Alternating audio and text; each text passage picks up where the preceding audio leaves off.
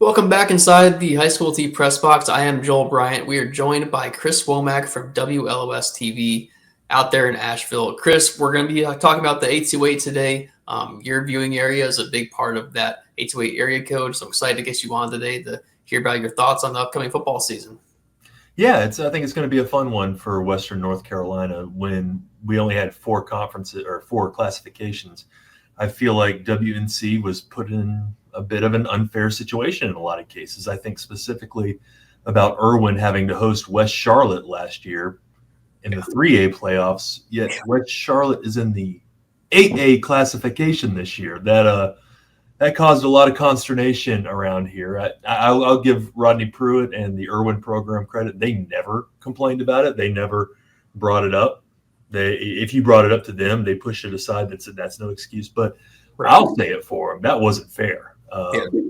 So I think that with the 8 classifications, there's going to be more champions from Western North Carolina. And I guess you could point to the old split class day when they would go 4AA, 4A, and, well, we didn't have as many then. Well, we'll see this time. I mean, I think that the clear separation is going to really benefit Western North Carolina. Well, I think in terms of the Smoky Mountain teams, we've seen them. We haven't really seen them in the state championship in a little bit, and during those 20 years of the subdivided playoffs, I feel like there was one of them in 1A or 1AA every year. And so those schools especially I think about as well. Another example of that is, a couple of years back when Andrews had that amazing year and it was one of their best years in school history, and they're just, crushing everybody. Then they get into the playoffs and Andrews, all 200 kids of them, suddenly facing Drawn, which has 600, 700, and literally 3 times the size of them in 1A. And all of a sudden Andrews' magical special season, it just ceases because they face this large school in 1A. So that's another example I think of as well. Yeah, and it's a real shame because that was a special year for Andrews. I mean, they've struggled in football pretty much since I've been here, but that senior class was really special. And had they only played schools in 1A that we have now, they may have had a shot at a state title. Once you get to the eastern part of the state, there are some perennial powers there that you just have to deal with. But I look at a Robbinsville and feel like they won realignment out here. Getting to stay 1A with as dominant as that program has been for the last 70 years, they certainly came out of that looking pretty. And then, sorry, I'm still getting used to it, so I'm having to look over here. That's okay. I've listened as well. Yeah. Yeah, but they're really, Rosman also 1A. In that conference, but they have a ways to go before they're gonna be ready to compete for a state title. So I think the Smoky Mountain Conference is we're gonna see them in the state championship game probably until they kick Robbinsville out of 1A. Yeah. So actually, let's stay with this conference to start. Actually, what I've been thinking of this year is Murphy in 2A. That team seems like they bring back just about all their stars from last year. Do you have high expectations for them? I know they're not quite in your area, but I know you know of them. Yeah. No, Joseph Watson's done a great job there, and he had to take over for the legend, right? David Gentry just put into the North Carolina Sports Hall of Fame just this past spring, and all-time wins leader. And I think that there was some drop-off there for whatever reason. I can't explain it. It's not like the kids stopped caring. It was just a transition period. But he seems to have navigated that. They were really darn good last year, just ran it. It took them a little while to get their sea legs under them, if you will. But, then again, you go through the Smoky Mountain Conference, and it's such a meat grinder. When you got Robbinsville a couple of years ago, Swain County was an 11-win team. Gerike has won a state title back in 2017. So, there's just a lot of really good programs there that have the potential to win state titles when all the dominoes fall in the right direction. Let's move on to the other conference with kind of the smaller schools. That's the Western Highlands, 2A, 3A. I don't think Avery is in your coverage area, but Mitchell, Hendersonville, Madison, Mount Heritage, Owen, and Polk County, I believe, are. This conference, what did you kind of think of this one when it came out? I think it's great that Hendersonville and Mountain Heritage are back together because they have traditionally been conference members, and they've had some great games over the years. And now I'm excited to see Hendersonville play the Mitchells of the world, because Mitchell is, Travis Pittman is the one that's really elevated that program. So when Hendersonville was in that conference, it wasn't necessarily, Mitchell wasn't in its heyday like it is right now. So I think that Polk County, it's a tough draw for Polk and Hendersonville because they're going to have to drive really far. But overall, I like that conference. I think that the member schools would tell you it's more geographically correct than the Mountain Foothills Conference, where they were grouped together with the Rutherford County schools. Even though that's a shorter drive for them, I think being up in the mountains with all of their competitors as opposed to some that are just down the mountain is something that they really embrace. Yeah, more natural rivalries. Just yeah, for sure. Yeah. Okay. Do you have a favorite in this conference? Because I know that Mountain Heritage had that really big senior class last year. They do have one of their best players, Kason Jones, back. Just kind of wondering, if you think this might be a year where maybe Hendersonville takes a step up and knocks them off, or Mitchell, one of their rivals, can do it. I think Hendersonville with Jerron Ward back for another year, will be his third year as the starting quarterback. He's got to take a step forward, and I think that he's been putting in the work. Everything I've seen over the summer leads me to believe that he has been putting in the work, and they return a ton of talent. I think that Mountain Heritage, if I had to pick a team today, they would probably still be my favorite because, yes, they lost a lot, but they also returned quite a bit as well. You mentioned Kason Jones, and whoever the quarterback there is going to be there is going to probably lead the team in rushing. The one caveat with that is they have a first-year head coach with Jared Pope. Joey Robinson stepped down after a really leading the most successful period of Mountain Heritage football, and so maybe we're going to see something like Murphy, where it's not like Jared Pope is going to switch him out to the air it out, 5 wide and just throw the ball 70 times a game, but it's a different voice. It might take a little getting used to, and I think Mitchell is probably going to be primed to have a really good year as well. I don't know. I feel bad for Owen because they've been in a tough situation for the past few years, really since Kenny Ford retired. In Polk County, I think they're a team to maybe keep a distant eye on because they don't have their quarterback from last year, Gunnar Alm, head coach Justin Fry, and I admire him for this. He asked Gunnar Alm, don't play football, focus on baseball, because he's probably going to be a high MLB draft pick next year. And at the very least, he's going to go to NC State, and his future is baseball. So Coach Fry was like, hey, man, we would love to have you, but the smart decision is not to play football. Mm-hmm. So but they have Lorenzo Sanchez at running back, who they're going to split out and have him out as a wide receiver quite a bit too. He is probably the most underrated player in our viewing area, Lorenzo Sanchez, because he can do so much. And what they're really looking forward to is getting him off the field on defense so that he's able to be more effective on the offensive side of the ball. So Lorenzo's a kid to watch out for this year. Okay, makes sense. Fascinating to see how this one kind of pans out. I know, Mitchell's JV team a couple of years ago, I know you remember this, but Mitchell's JV team, I think 2 years ago, was crushing everybody. And I keep telling people, like, I'm waiting for, like, that JV kind of dominance that they had there to kind of happen up in varsity. And maybe all those guys are seniors now, so maybe it'll be this year. Who knows? Yeah, and I mean, they've got a pretty good amount of their production back as well. I think the quarterback has moved on, but Mitchell, they've had a down couple of years, and it's only a matter of time before they rise again with Coach Pittman. Yeah. Let's flip over to the Mountain 8 4A 5A. So this used to be the Mountain 7 3A. Now it's a 4A 5A conference. They add in Brevard, which used to be 2A, and it sounds crazy to say, but you think Brevard is probably the smallest school in this conference, and they're probably one of the top contenders to win it, just based on what they returned from last year. I know that there's some guys missing from the defensive line, but really, I mean, this conference from top to bottom is going to be pretty competitive. Also in 4A, you have East Henderson, Pisgah, Tuscola. Obviously, the Pisgah-Tuscola rivalry can never be separated. In 5A, Franklin, North Henderson, Smoky Mountain, and West Henderson. Is this kind of a West Henderson, Brevard, Tuscola, Pisgah kind of deal to you for the top of this conference? Yeah, in football at least. I mean, East Henderson is kind of in a similar situation to a Rosman and an Owen, where they've got to fight apathy that has set in that community and in that school. And I think Colton Brackett is the guy to do it, but it's going to take some time. It's certainly not going to be as fast as any of those coaches want it to be. But I think I do like all of the guys that are in place at each of those schools. As far as this season, Pisgah, they have to replace their quarterback, and they are going to move Matthew Mahaffey from wide receiver to quarterback. And he's played it before, so it's not like he's learning a new position. But he was a pretty dangerous receiver for them. He wasn't their leading receiver, but he was their second. And so they're going to have to find somebody to replace him out there. And they're going to keep playing him on defense. He had all the interceptions.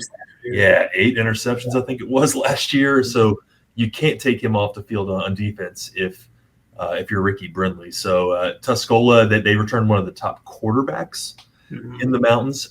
So that's probably going to be a heck of a game, as it always is. And even if it's a lopsided game, it's a heck of a game because of the atmosphere. Yeah. But if I was going to pare it down, I think it comes down to Brevard and West Henderson. Maybe I think Pisgah could be right there with West Henderson. I would give the slight edge to Brevard, and Luke Coleman has done such a great job there. I mean, defense has become their calling card, whereas under Craig Pritchett before him, they were really an offensive team. They would just outscore you in a lot of cases. And Luke has just, I mean, they are nasty on defense. They graduate, some guy that had 8 sacks in a year, and then this year they're going to have somebody that has 10. Like it just seems like the bar keeps raising for Brevard. Yeah, he's done an excellent job there. As far as the rest of the conference goes, do you have any notes on the rest of the teams? Whether I know we talked about East Henderson for a little bit, but Franklin as well, and North Henderson, Smoky Mountain. Smoky Mountain, they kind of came on strong last year. I think they were kind of unexpectedly good last year. That was a very big senior class they had. Do you see that sustaining itself, or do you think that's going to be a bit of a step back after losing all those seniors? I think for Smoky Mountain in particular, it's going to be a bit of a step back. But I don't know that it'll be a large one. These kids have to go out there and prove it on Friday nights, and they very well could. JT Postel is a heck of a coach, and he's been around the block, so he knows what he's doing. North Henderson and Franklin, I mean, Franklin has been right there as well. They had such a strong start to the year last year, and then just some injury problems, right? Yeah, they just fizzled out down the stretch. It was West Henderson beat them on a walk-off field goal, and it was like it broke them. But they've got some good kids back, a good amount of their production as well. So, yeah, it's such a steep hill to climb, because I feel like as the season goes on, the way they play football, they just kind of wear down. Them, Smoky Mountain, kind of in that same boat. East Henderson, they are in a unique position where they have almost everybody back on both lines, which is a good, right. You'd love to hear that, but they don't have many of their skill players back. In fact, I think they have all new skill players. So what Colton told me, they're going to try to keep the playbook small, keep it simple, and they just want to be very good at what they do. Be very good at what we're good at is what I think is the way he put it to me. Makes sense. We're going to move on to the Mountain 5A, 6A conference. Again, this is Chris Womack from WLOS TV out in Asheville. He does a great job covering all levels of sport out there, and particularly in high school. I really appreciate his work. So probably your biggest conference, Chris, is this Mountain 5A, 6A. We have Enka, Irwin, North Buncombe in 5A, and then the Asheville schools, AC Reynolds, Asheville, and TC Robertson in 6A. This conference made a lot of sense. Obviously, they could have possibly put McDowell in this conference if they wanted to, since we've seen some with 3, but they chose to not do that. Was this about what you were expecting when realignment happened to this group of teams?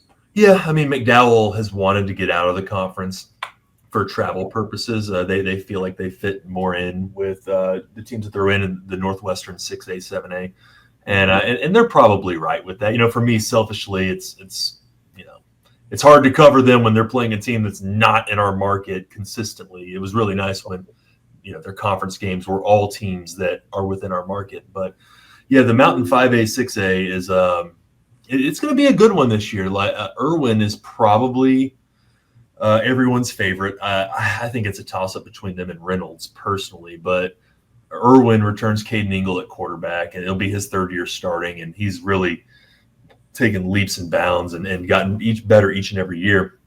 But he lost Milky Ray and Michael Petty on the offensive side. They lost a lot of really good guys on the offensive line. And like Nathaniel Brown is the one that comes to mind immediately. He was really the leader of that unit. But they do have arguably the best overall player in WNC with Lawson Reynolds. He's a two-way player. And so that might help mitigate some of the losses of Petty and Ray. They just got to find somebody to run the ball like Milky Ray was able to. He was, if you throw all the DBs out there and you drop them back to try and slow down that passing attack, I mean, Ray was so good at just gashing you for 30 yards, 40 yards, 80 yards, whatever it was. And then with Reynolds, they have a new quarterback again. This time it's Avery Hollifield, who transferred in from Asheville Christian. And if he can get up to speed with NCHSAA football, Reynolds is going to be really darn good. Coming from ACA, you're playing teams that are nowhere near the quality of North Buncombe and Irwin and Asheville and Robertson. And so, but the kid's got talent. He's got a good arm. He's smart. Shane Laws has liked what he's seen out of him so far. You just got to get him out there under the lights and when the games actually count and see how he responds. And if he responds positively, Reynolds might have a special team this year. I was thinking that this would be a good year for Asheville, but they had some losses to the we call it the transfer portal nowadays. Their quarterback left for South Carolina. They just had a receiver go to AC Reynolds as well. Do you think that this team can kind of withstand those losses and still be pretty competitive at the top of this conference? Yeah, I think they're still the number 3 for sure. I think that's probably their floor, and they like what they've seen. I think Tay Williams is the new quarterback, and he's performed well. Meek Slidell transferred down to Dorman. Best of luck to him. He's moved to defensive back, but yeah, I mean, Court Radford's offensive tackles are two of the most impressive looking kids I have ever seen in high school football. They're big. They're strong. They're not overweight, but they're fairly new to football. Okay. So if those guys can just figure out the offensive line, I mean, they could have such a dominant rushing attack if those two kids can figure it out and learn the game quick enough. They're both, I think, freshmen and sophomores. So this may not be the year. It might be a next year type of thing or even 2 years from now. But the offensive line at Asheville is super impressive. And then TC Robertson, they've been a triple option team for the past 3 years. They are going back to the spread, which they lost Lex Dinwiddie, the quarterback and son of Coach Didi Dinwiddie. So the way he looks at it is his personnel fits the spread better now. And he expects, because when you go from the spread to the triple option, there's a learning curve and there's some bumps and bruises but when you go from triple option to spread, he feels like that's going to be a little bit more natural. And I think the kids will probably be a little bit more excited about that because quarterbacks and running backs, they love the triple option, but wide receivers kind of check out, I feel like, in a lot of cases, I get to block 73 times a game. Right. But, so that'll be a fun transition to watch as well. For North Buncombe, they had a sophomore running back last year, Kingston Denson, who was very impressive. They only played, I think, 8 games, and he had 1,200 yards about last year during his sophomore year. So I think North Buncombe is a team that's kind of on the rise. Do you agree with that? I think they're rising. It's just they've got a ways to go to catch up to that to an Asheville. I would say North Buncombe has a good shot to be 4th in the conference this year, and maybe 3rd if they're able to get some of the other guys around them around Kingston to step up a little bit. He's certainly maybe the best returning running back in Western North Carolina, but Western North Carolina rushing stats are so hard to kind of read because some teams run it almost exclusively, and then other teams, like you have more of a pro style where there is a bit of passing involved. But he's a really special player, and the fear is you just don't want to lose him to a transfer if you're David Hines. That would definitely hurt that program, and of course, we like seeing kids stay, where they start because it's always a good story when they do all 4 years at the one school. We'll see. That's considered a story now, right? Like right. That should be. We were talking about this in basketball. I don't know if you've seen, but this rising junior class in basketball in North Carolina, there was, I think, 3 guys in the top 10 from North Carolina, in the country in this class, and only one of them has stayed right now. Yeah. So the rest of them have gone elsewhere. And we were talking about so the one kid that stayed, Jordan Page at Bryant. We're gonna cover that kid real good. Yeah. And that's a whole other discussion for another day. We can have that discussion another time. I'd be glad to. But Enka, under Coach Sexton, who's a really good coach, all the coaches there really love this guy, respect him. How do you think they'll do this year in this new era? I think Inca is so much better than when he took over. It's just they were starting from such a hole that improvement gets them to being a pretty good last place team, as opposed to a really bad last place team, if that makes sense. But they're a team that potentially could surprise some people. I mean, I walked away from practice when I went out there saying, okay, Inca looks pretty darn good. I mean, they've got quarterback back, leading receiver back, running back. I mean, they have a lot that is returning. But I mentioned that to somebody, and they were like, yeah, they look good in practice, but we'll see on Friday nights. Like it was kind of like, yeah, we always say this about Inca. And I said, I don't know that I've ever walked away from an Inca practice as impressed as I was with this group. I just don't think that they're ready to compete with Reynolds and with Asheville and with Irwin. I think that them and North Buncombe, that they're going to be fighting with each other to try and finish 4th in the conference. Or, I mean, they could finish.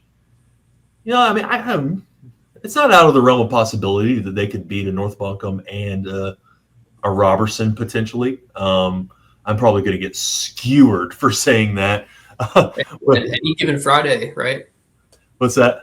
Any given Friday. Absolutely. I mean, and like I said, they look more impressive physically and from just an operation standpoint than any other Inca team I've seen since I've been here. Awesome. Hey, Chris, before we go, 2 games on Friday I think are going to tell us a lot. The West Henderson-Irwin game, can't wait to see the result of that one. And also the Brevard AC Reynolds game, can't wait to see what that one's going to tell us as well. Any other games in kind of the non-conference slate that you're really looking forward to? You just can't wait to see? Oh my gosh, we've got this was one of the hardest weeks to put together for our schedule, because I looked at all the games and we're like, man, we never see Tuscola at Robbinsville. We don't see Swain County at Smoky Mountain very often. If I had to point to one other one that I think is going to be really good, is East Rutherford at Asheville. The Cavaliers, East Rutherford's in our market, so I've covered them quite a bit. 4 years ago, they did away with varsity football for a season and played a JV-only schedule. Well, those kids are seniors now. They have been starting for 4 years. They probably have the most experience per snap than anybody in the state of North Carolina. And they've grown up steadily. They beat Reedsville in the playoffs last year. I mean, shocking everybody. I was glued to my phone on Twitter following that one as it unfolded. I eventually found the Reedsville broadcast and was able to listen to it. But, Philip Russ does a wonderful job there. Landon Flynn is his quarterback. He's been a starter for 4 years. And they're a team to keep an eye on as well. I could see them being primed for a deep run in the playoffs, potentially a state championship. And that's going to be a hell of a first test for Asheville. Yeah, I am extremely high on this team. I ranked them number 3 in the entire A2A, my preseason rankings. I just think, I know there are a couple of guys that graduated from that team last year, but just the trajectory of the program to me seems kind of unstoppable right now, at least in this class. Oh, 100%. And then, we'll see what happens once this class graduates, because by them starting, it's keeping other people from starting. But, I mean, they do have a couple underclassmen that have played significant roles. But, yeah, they're certainly a team to keep an eye on. Chase at Polk will be a good game. It's, Jim Sosby's back in the 828, or our market, I should say. And Chase was almost an exclusive run team. Sosby, when he was at Hendersonville, they threw the ball a lot, and maybe they didn't throw the ball a lot, but they just had receivers who were great at running after the catch and were able to spring off. I mean, they were doing 3 and 4 play drives. If they got to a 5th play, it's like, come on guys, pick it up. So that transition from Chase's running attack to his more balanced style, that's going to be a fun one to watch as well. Do you have any thoughts on RS Central while we're on these two? Yeah, I think that they lost Carlin McIntyre, who was a big running back for them, but they got pretty much everybody else back outside of him. So Jim Ryan entering his 2nd year, I think that they will be improved as well. They were another team that had a decent start to the year and then just kind of crumbled down the stretch, losing the last 4 or 5, something like that. But yeah, I think RS is a team, not this year, but maybe next year, that you'll need to keep an eye on. Awesome. Well, Chris, I really appreciate your time tonight. Thanks for coming on and joining me to this kind of 828 breakdown. Looking forward to hearing from you and seeing all your coverage this year. Can't wait for the season to start. Just a few days away at this point, and best of luck to you and your team there with the coverage. Thank you. We appreciate it. And as I always try to say to you guys, you do a wonderful job covering high school sports, and I wish that every state had a high school OT like you, because it's true. Like, what you do is truly rare. It's special, and it's extremely well done. So kudos to everyone with high school OT. I appreciate that. And one last thing, where can people find you on social media? You can find me on Twitter at Chris_Womack, and then on Instagram. And follow me on Instagram because I get a social media bonus from work if my followers grow. So help me out. That's at Womack World. Okay. So look, everyone follow Chris on Instagram. You heard it. Yes, please. You can help me make money. Awesome. Well, I appreciate it, man. And best luck again. And now we'll bring in Evan Gerike from the Asheville Citizen Times. Evan, when did you get there to start writing there? What year was that? 2023. So I'm going into my 3rd season, 2nd full season. I got there about the 3rd week of the season in 23. Okay. And what were you liking about the area so far? It's just how nice has it been to live out there and write about those sports? It's great. I love living in the mountains. The communities are so passionate, and especially after last year with everything that we went through with Hurricane Helene, being out in some of these communities like Yancey County with Mountain Heritage that got really hard hit. They accepted us coming in there repeatedly and writing about their teams as they went through some of the hardest things that those communities have been through. And you get really tight-knit with a lot of these people, and it's been a lot of fun to get to know. We cover about 300 miles, so it's a lot of communities, but they've all been great with working with us and having us out to practices and stuff. In terms of the recovery efforts from Helene, are there still any issues with sport facilities out that way, or have most of them been fixed up? Just kind of give us a kind of a rundown of developments. Most of them are in a lot better shape. I haven't recently talked to Asheville Christian Academy. That was one that was hit the hardest. Their whole school was pretty much, underwater. A lot of their fields got severely impacted. But I know Zachary Huber, our other writer who covers Hendersonville and Henderson County, he was just out there at a practice. So I know that they've made really good strides getting back into shape, and they've been practicing and getting their facilities fixed. And everywhere else pretty much is back to kind of full strength of what they can be. That's awesome. The resilience is astounding. The fact that, so many of those programs are able to come back last fall and albeit not play a full season, but still, come back and play some kind of a season. It's very impressive. Very impressive. Well, Evan, let's turn the page to this year. So lots of talented teams out there in your area. We're going to start with the biggest conference. Obviously, we have all new conferences this year. I guess actually we'll do this. What was your takeaway from the conferences? Did anything surprise you when they were finalized? And did they kind of come out the way you would have done them?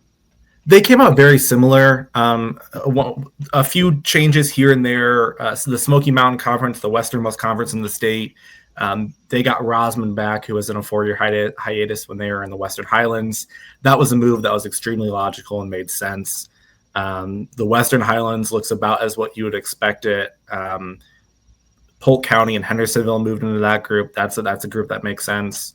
The Mountain Athletic Conference, which is basically the Asheville Buncombe County schools, 6 of the same teams. McDowell left that conference. That was the one where you kind of would have liked to see maybe one more team. The coaches definitely would have liked to see at least one more team, so you didn't have to schedule 5 non-conference games, because that's hard, especially when you're a school like Reynolds, who not a lot of people want to play. And then the Mountain 8, which was the Mountain 7 last year, is another group that was pretty much as you would expect. They just added Brevard in, who's going to slot in really well in that group of teams.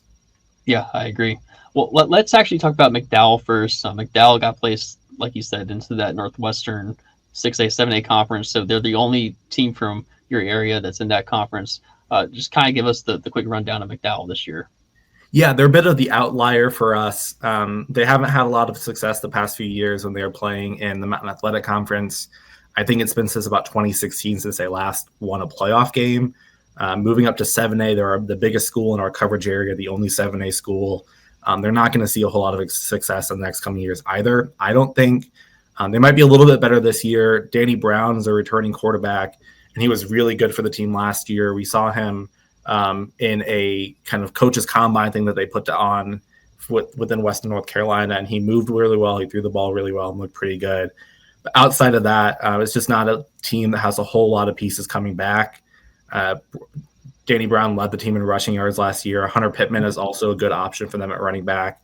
And they've got Jordan Barnett, who ran for over 300 yards.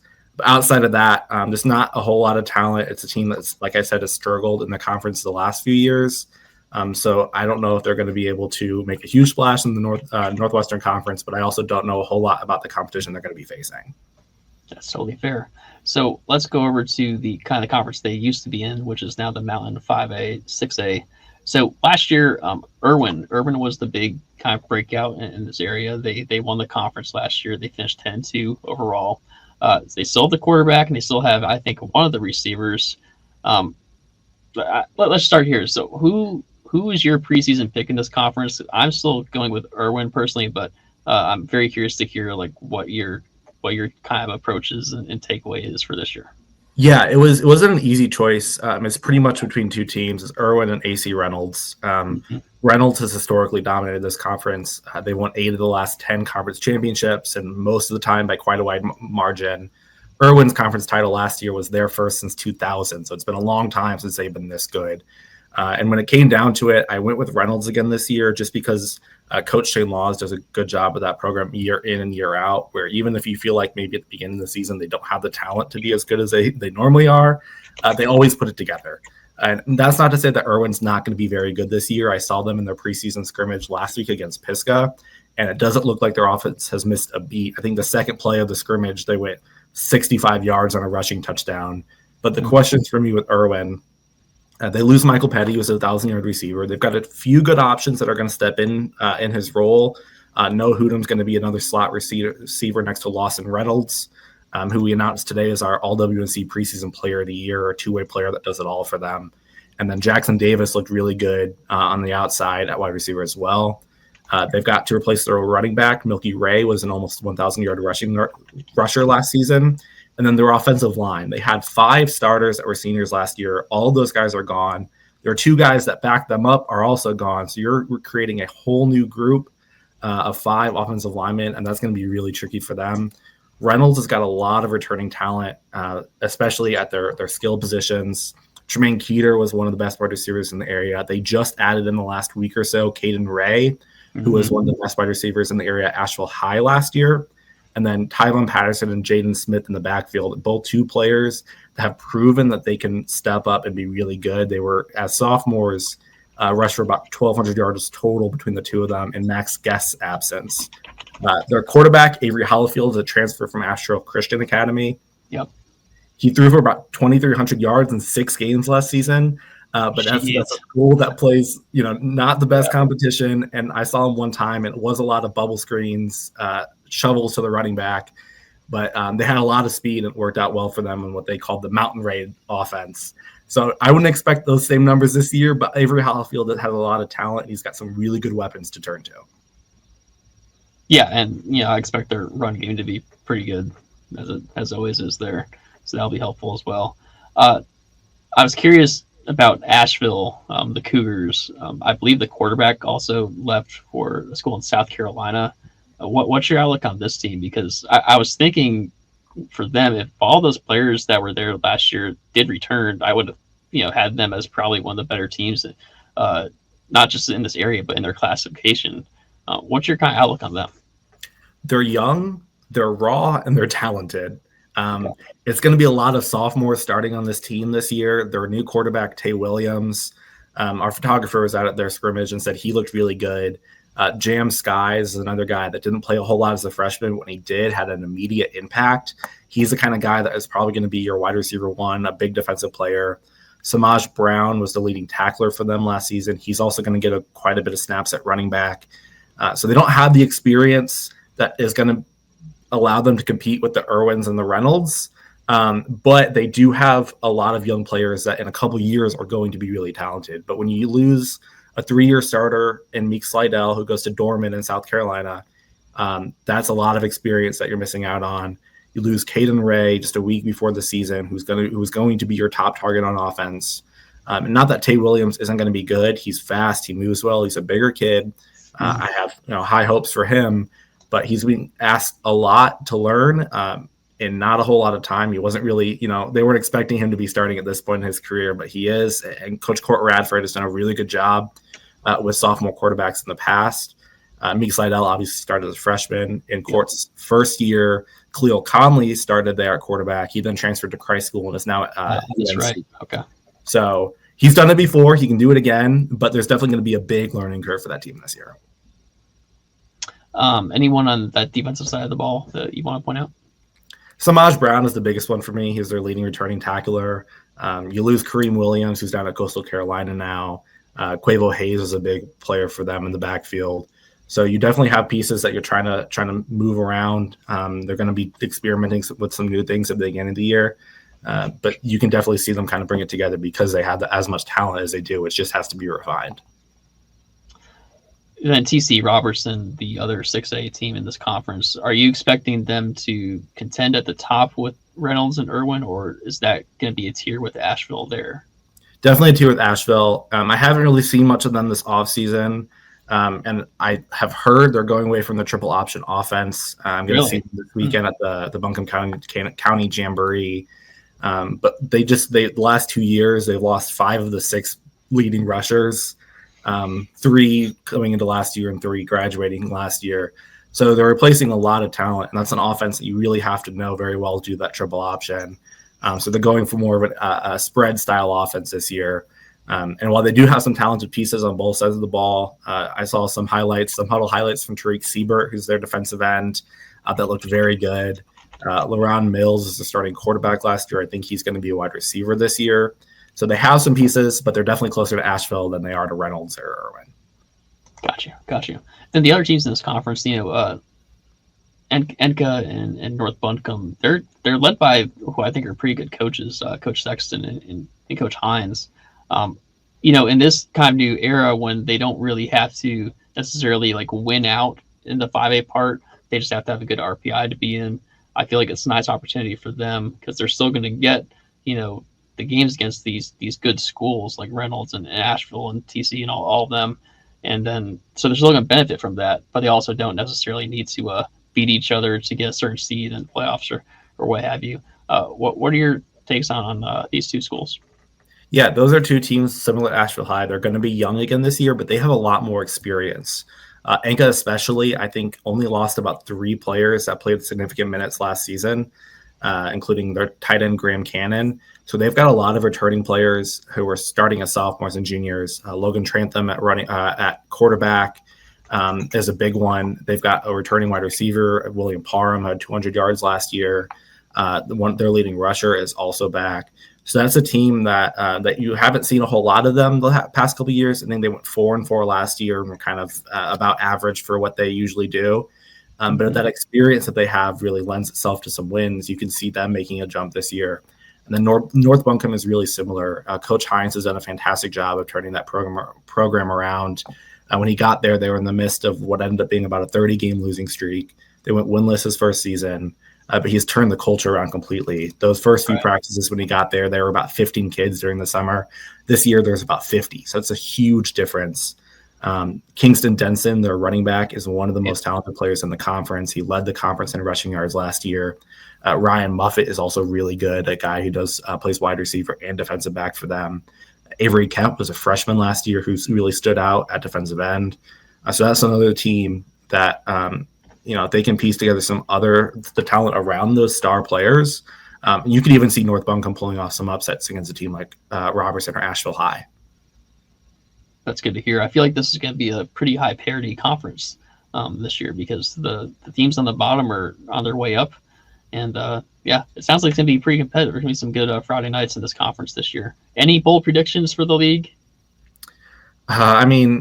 Somehow one of my bold predictions this year was that Reynolds wins the conference, which feels like it shouldn't be a bold prediction, but with the talent Irwin has, it is a bit bolder. And then Lawson Reynolds, Irwin star, my boldest prediction was he's going to win all WNC Player of the Year on offense and defense, which I'd have to check, but I can't imagine it happens a lot. Last year he had over 1,000 yards receiving. He had 114 tackles, 5 interceptions, and was a really good special teams player as well for them. So he does it all. Really talented player. Awesome. So we're going to go over to the Mountain 8, 4A, 5A. You mentioned that this is basically the old Mountain 7, but Brevard added in. So Brevard's a 4A school. There's some 3A schools in this: Franklin, North Henderson, Smoky Mountain, West Henderson. The other 4As are East Henderson, Pisgah, and Tuscola. Am I crazy to think that Brevard coming into this conference is like an instant favorite? No, you're not crazy at all.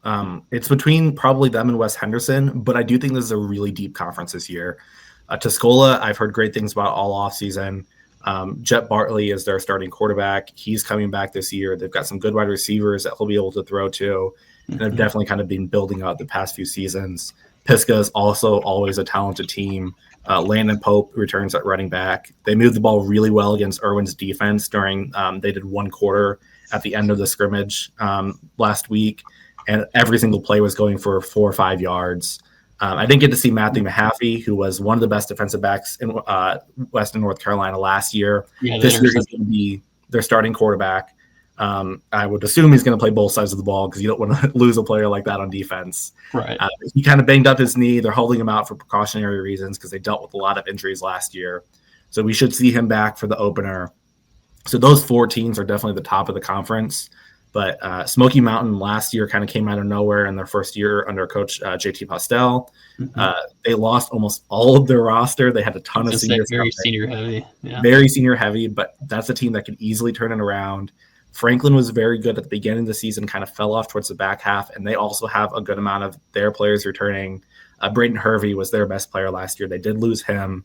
And then at the bottom of the conference, even North Henderson and East Henderson are teams that could definitely pull off a few victories. East Henderson hasn't been very good recently, but it's on the upswing. North Henderson had a down season last year, but they've got a really good freshman, rising sophomore running back in Parker Willis this season. Okay. And what's the status on the new Franklin High School building? What's the status of that? So they're under construction right now. They won't have a home field this season, but they did work out a partnership with Western Carolina, the university. They're going to play almost all of their home games there. And I think one home game they're going to play at Raboon Gap down in Georgia, which is really close to Franklin. So while they won't have their own field this year, they should be ready for next season. They're going to have a really cool home environment to play in this year. Yeah, that does sound cool. It's always important to know the real world context behind some of this stuff because just looking at like Max Trucks or something, you wouldn't know that Franklin's going through that whole rebuild and everything. So good. So who was your pick to win this conference between West Henderson and Brevard? We went with West Henderson just because a bit older, a bit of a bigger school. And they've got a lot of really good returning pieces, including Cade Young at quarterback. But this is definitely one where that game against each other could easily decide who wins the conference. Brevard's also a really good team. They have 2 quarterbacks that could probably be a starter at any other school in the area, and Benjamin Kessinger and I think it's Chris Conley. I'm pretty sure that's the first name. And then their 2 running backs, Braylon Thompson and Nyril Skinner, are both also really good. The biggest question for Brevard is their front 7 on defense. They had 2 incredible players the past few seasons in Judson Weaver and Zion Brown. Brown being 2-time rating defensive player of the year in the area, who caused a ton of havoc in the backfield. So you've got to replace talent like that. It's not going to be easy, but they've got good linebackers and good defensive backs that can help step up and keep their defense in shape. It's good. I'm with you on Brevard, Pisgah, and Tuscola. I think all three of those teams could be a factor in 4A as well, even if they don't win the conference. In the 4A classification, we're expecting maybe Reedsville to go to the East bracket. So it's kind of an open classification. I think could see all three of those teams really making a run this year. Okay, any bold predictions for this one? Yeah, one of our more fun ones that we did this offseason, our bold prediction is we're going to get a Haywood County clash in the postseason between Tuscola and Pisgah. One of the best rivalries in the country, really. I haven't made it out to one of those games this year, but I've already put it on the calendar. I've claimed it that I'm going to cover it this year because they get intense. And those are two teams that can make a deep run in the postseason. And with the way the new format's lined up, you never know when those teams might end up facing each other in the postseason. Yeah, I had the really the honor of doing it last year, and it was everything that people say it is in terms of just the feeling and the atmosphere of it. Of course, everything with like how the stadium flooded again last year, and you could still see all the smoke from just all like the dirt that was just being tossed up into the air by people walking in that area. It was a very, very unique experience. Yeah, and, I went out to Pisgah Memorial Stadium probably 5 days after the storm, did a story on the field. Mm-hmm. That was the first time I had been out there. And then I went this past weekend to Pisgah and saw it again, when it's been repaired, and it just looks fantastic. It's one of the best stadiums in the area. It's so historic. To be able to get that field ready in time to play that county clash last game, give the seniors a way to send them off on the right note was really important, and a really cool experience for them. Yeah, it was a very incredible atmosphere. I'll never forget seeing that. So we'll move on to the Western Highlands 2A, 3A. I don't have all these memorized, so I'm reading off my list here. We're still learning. So Western Highlands 2A, 3A, in 2A we have Avery and Mitchell. Then 3As we have Hendersonville, Madison, Mountain Heritage, Owen, and Polk County. So Mountain Heritage obviously had that amazing season last year, but it was a kind of a senior heavy group, and they do have a new coach this year. Jared Pope's taking over. What's your kind of read on that team, and do you expect them to be favorite again in this conference, or do you think there's going to be just a natural step back for them? There might be a small step back. I don't know if they're quite a regional final team like they were last year, but I do think they're going to win the conference again. Although they are replacing some talent. I've heard great things about the new quarterback, Brayton Dayton, who's a lot different than Brandon Quinn was. That was a guy who was run first, rushed for about 2,000 yards last season. Dayton's got a much better arm than him, one of the most talented arms they've seen at that program. And then you've got a guy like Kason Jones, who does, again, similar to Lawson Reynolds, plays both sides of the ball, is fantastic at everything he does. When you can throw to a guy like that, you can hand it off to a guy like that, and you can expect tackles from a guy like that. You're always going to be a good team, but they've got good pieces around both of them as well. Braxton Batchelor plays both sides of the line, is really good.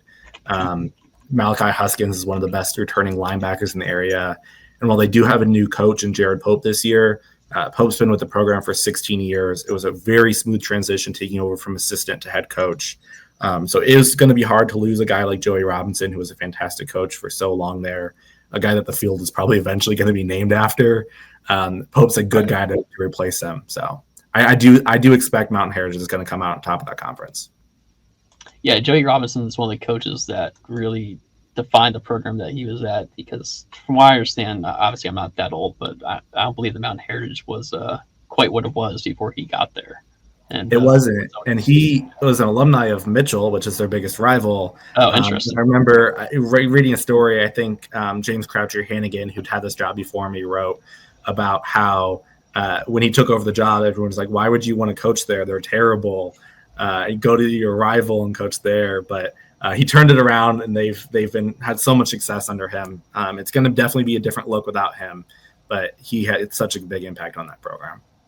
So speaking of Mitchell, this is the team that I think about next in this conference. A couple of years ago, these guys were just like destroying everybody on JV. And I would think that JV group would be seniors this year. What's your read on this team? Do you think they're the clear number 2 in this conference? What are your thoughts on them? I think they could be. For me, number 2 is kind of a toss-up between them and Hendersonville. Okay. Hendersonville is a team that we're pretty high on this year that looked really good in their scrimmage against Tuscola last weekend. But Mitchell is always a team that no matter how much talent their roster looks like it's returning, they're going to be good. They've done it year in, year out over recent years where they have a big turnover and they still have players show up the next year and fill those holes. But Kai Pittman in the backfield is going to be a major part of what they do this year. Deshaun Orr is another really talented player that's coming back. Hayden Webb's also returning. The biggest question for them is if they can find a guy to play quarterback. Caleb Cook graduated last year, and you've got to replace a player like that. Isn't going to be easy, but they do have a lot of weapons around him, around whoever will be the quarterback, that will allow Mitchell to succeed, and especially with them being a 2A school in that conference, they should be looking good come postseason time. Hendersonville is returning the quarterback, Jerron Ward, who's the coach's son, Kieran Ward. Jerron's going to be a junior this year, is that right? He'll be a junior, and it's his third year starting, so that's always a benefit when you have a guy like that. And their offensive and defensive lines are both two positions that have looked really good so far in the offseason. Okay, good. What do you think is so last year they were 5-5. They're one of these teams that, just kind of I think they just kind of missed the playoffs because of an RPI thing, or did they get in? I think they might have gotten in. Oh, they played Bunker Hill. Yeah, with the Storm, a lot of teams only played 8 or 9 games in the regular season last year. Yeah. Okay. So, what do you think is the biggest kind of opportunity for them to improve this year to just really kind of improve that win mark right there? Well, frankly, for one, they're in a better conference for them this year. Outside of those 3 teams that we've talked about, there's not a whole lot of returning talent. Avery County lost a lot of pieces last season. Owen has really struggled the past few years. They should be a little bit better, but not a whole lot better. Polk County, I think, only won 1 game last year. And then the other one, Madison, is also going to be a team that's slightly improved, but does have a new head coach. So at the very least, those are 4 games on the schedule that should be very winnable. It's always going to be hard for them to have a really good record, just because they're playing their 3 Henderson County rivals every year in East Henderson, North Henderson, and West Henderson. In that West Henderson game, for the most part, you're going to chalk up a loss. East Henderson is definitely a team that they could and probably should beat. North Henderson's a bit of a toss-up, certain years like this one. So those are 3 games that are always on their schedule. They're often going to lose 1 or 2 of those games, so they might not have the record that really reflects what they're doing in the non-conference schedule. But definitely with having that conference schedule be a bit easier this year will be a big boost for them. Do you have a name or 2 on Hendersonville you're looking forward to seeing this year? Yeah, Jerron Ward for sure. Whenever you get a guy returning at quarterback for a 3rd season, you're expecting him to take a big step forward. Right. He had a bit of that sophomore slump that players tend to have. He's got near Albany to throw to, who's been that's been a connection that's been a lot of fun to watch over the past year or so. And then Tamira Barber is a really good guy who gets in the backfield, had 16 tackles for loss last season. That's another one that I'm definitely going to be watching. Okay, good call. What's your read on the other teams in the conference? So we have Owen, Polk County, Avery, and Madison. What's your read on these 4 teams? Do you think that they have a chance at getting up into that top tier? Any of them do? I can't really see it. Teams that have kind of struggled recently and don't seem to have the pieces to take a step forward. Okay. Maybe Polk County and Madison are going to kind of separate themselves from those other 2, but they're definitely not going to be able to compete with that top tier in the conference. Okay. Any players on any of those 4 teams that you think are notable? There's definitely a few. Gavin Galt has been big for Madison the past few years. Avery County has Landon Liner coming back. Caleb Liner, his brother, was the quarterback last season. And Oak Markland is a big wide receiver for them, one of our preseason first-team offensive players. Owen's got Steven Anderson and Hayden Burpo, who have been good the past few years. And then for Polk County, I think it's Styler Blackwell. Forgive me if I'm getting his name wrong, but they have a few people that have been really good. They're also their quarterback, Gunnar Alm, is a name that you might recognize from baseball. One of the top-ranked prospects in the country, and he's been good the past couple of years. Gunnar is always a great quarterback name. It is. That's good. Let's shift down to the Smoky Mountain 1A, 2A. Obviously, this conference speaks for itself. It's just one of the most historic conferences in the state. In fact, they've won more state championships than any other conference in the state. They're adding in Rosman this year, but yeah, it's the same guy. So it's Andrews, it's Robbinsville, it's Smoky Mountain, or not Smoky Mountain, it's Wayne County, it's Murphy. Hayesville.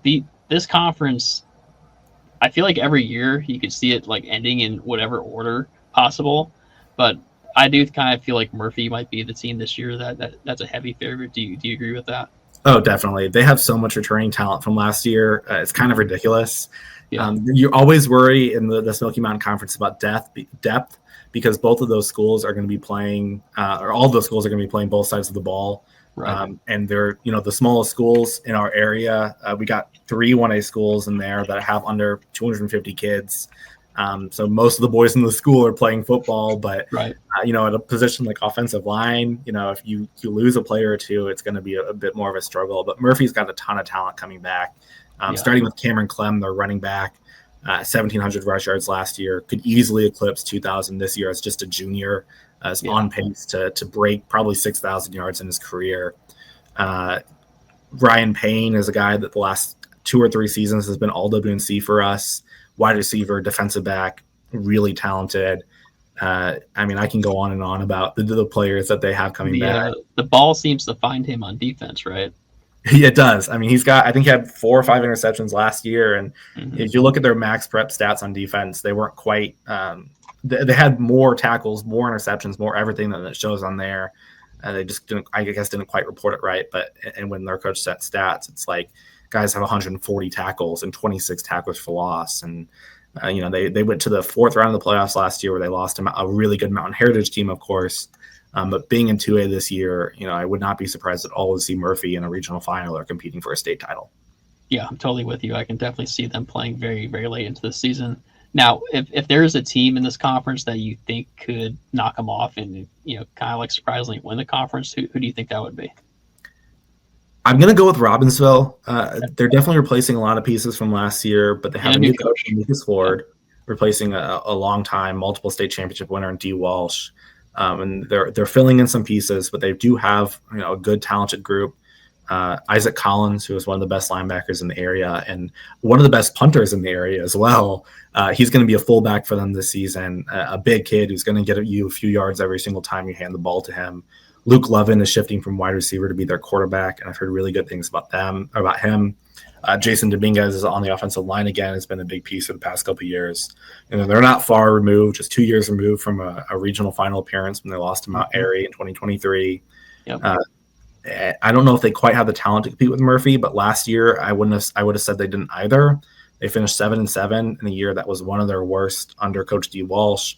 They still nearly knocked off Murphy in the regular season. It was a Camden Breezel one-handed pick 6 off the defensive line to win that game. So those games are always tightly contested. You can always see a team like Robbinsville knock off a team like Murphy.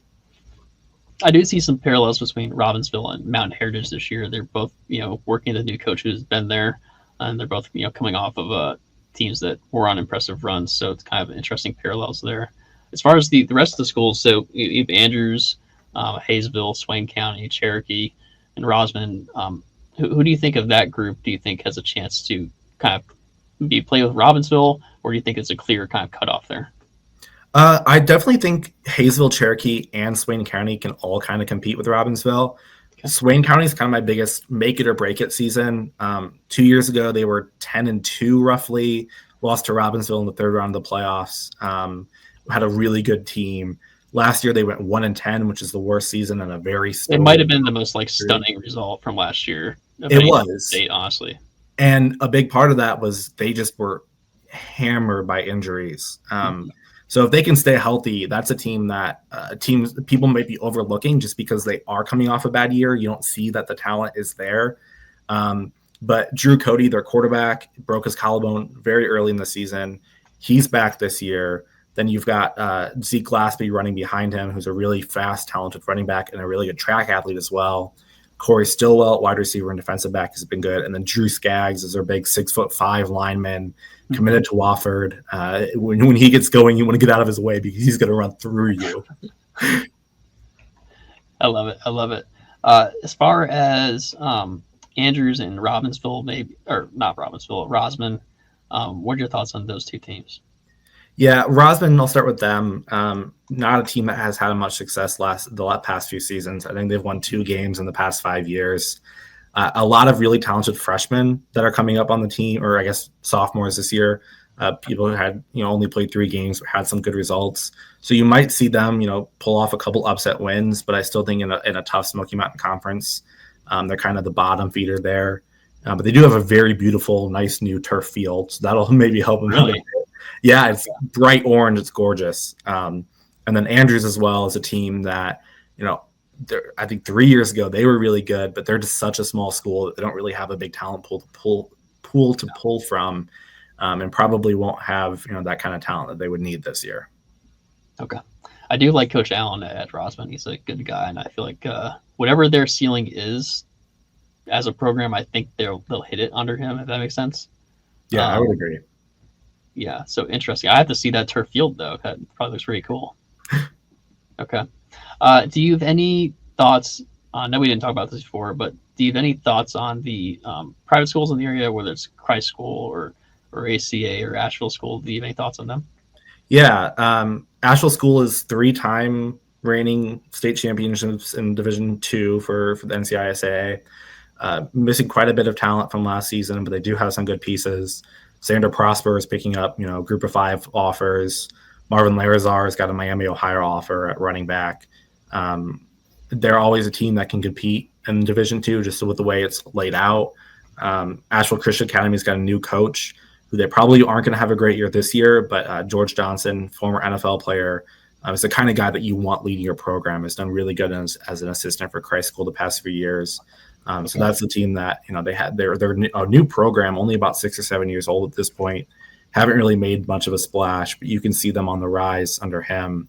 And then Christ School also has a new coach in Clint Alexander, who is going to be taking over that program, is just kind of finishing recruiting and bringing players in. So we don't know a whole lot about them at this point. I don't even think we know who their starting quarterback is, but they do have definitely some talent. Nico Andrews is one guy that we're going to be writing about, a wide receiver, defensive back, who's starting to get some college looks as well. I believe they have someone from East Henderson. Is that right? Yes. Yeah, there was some player from East Henderson that went over there. Interesting. So those schools, we'll be able to really tell, how they're going to be, after a couple of games, because you can never really fully tell what's going to go on with those schools. In the NCAA. It's always hard with Christ School specifically. It's hard to get a read because they're in a division with Raboon Gap and Providence Day, and they play those teams. Right. So it's like, where do they actually stand? Because although Asheville School has won 3 straight state titles, Christ School has a 14-game winning streak in their rivalry. Right. Christ School's in Division I. Yeah. Yeah, so it's always hard to tell. That game gives us a bit of a sense of how good Christ School actually is, but it is going to be take us 3-4 weeks to really get a sense for them. Awesome. And last up, any games early on in the season that you're already chomping at the bit to get out to? Oh, we've got a really good week 1 slate. We've got Irwin and West Henderson, 2 really good teams that could both win their conference. Brevard and Reynolds, that's an upcoming powerhouse versus a long-lasting powerhouse. Robbinsville Tuscola is going to be really good. Murphy's playing Franklin. And there was one other one who I can't remember. I think Pisgah's playing someone that's also going to make for a good week 1 matchup. More good games than we have people to get out there and cover, but it's going to be fun. I was going to say, how are you going to get all that? We're going to call coaches at the end of the game. That's how.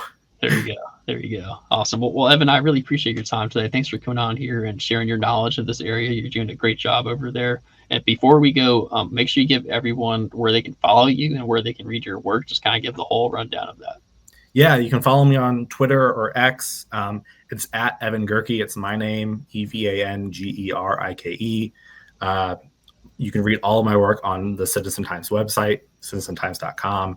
Go under the High School Huddle tab, and that's where everything we do is. And we've done a ton of content previewing every single position. We've ranked them all. We've predicted finishers for every conference. We've broken down rosters on who's coming back and who's leaving. Today, we released our All-WNC preseason team, first and second, every position, the players to watch for this upcoming season. We're going to be ranking all of our teams soon, 1 through 32. That's going to be coming out in the near future. So if you're interested in Western North Carolina football, this is the place to be. We've got a ton of content that's already out, ton of content coming as we get ready for kickoff in a little over a week now.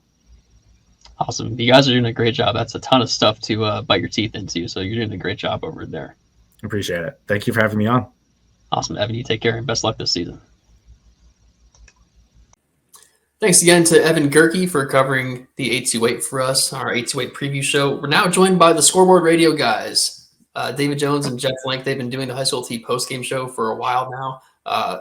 Really funny guys, really knowledgeable about their area. They're based out of, I believe, Caldwell County, correct? And they cover kind of all the counties around there. Guys, before we get started, tell us about what you guys do and where people can find your coverage. You want to start? Yeah. What was the question? Repeat the question again. Just kind of give people a background on what you guys do and where they can find your coverage. Oh, okay. I'm sorry. I thought you meant because we do this part time, so I thought you were talking about our real jobs that we do. Oh, yeah. I bet they can't guess what I do. Guess what he does. You can talk about your real jobs if you want.